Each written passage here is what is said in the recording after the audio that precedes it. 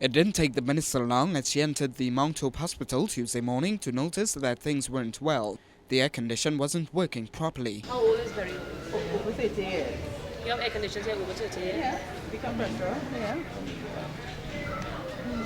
Nearly my age if I reduce my age by a lot. She looked up to the roof. What's that? That's not healthy. Then she found out that critical equipment had broken down and was taking too long to be replaced.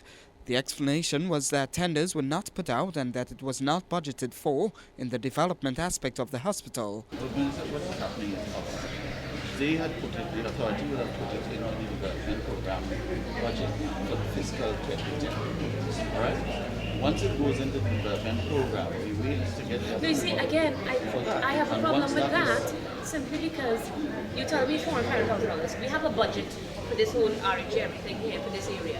So when that breaks down, my logic is that's a crucial piece. Sterilization is crucial. So why was it that was not said, okay, let's find money from somewhere else to deal with that issue? That's what I'm asking. That's all I'm asking. It was clear that no one had requested of the health ministry that something be done. If we have this funding, the Irish involved, they asked us with funding. So they didn't ask you. So they didn't ask. So it wasn't asked. But you could always respond rapidly for Okay, crisis. then I'm asking about the proactive part because you're saying if they asked. And you say you didn't know. I know you didn't know it broke down. You knew it broke down. Why didn't you tell them, come ask us for it? No, but there's a set process to respond to these things, Minister. Everybody knows what it is.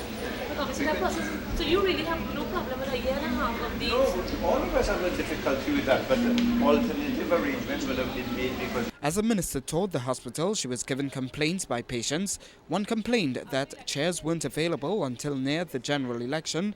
A bed could not be provided for a pregnant woman for an entire day, another person complained.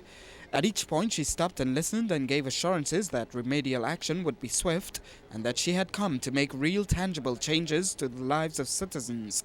She entered a class of women going through procedures to prepare them for childbirth. Who do you have on this side too? Trinidad is extremely fertile. At the end of the tour, there was one concern: too much bureaucracy.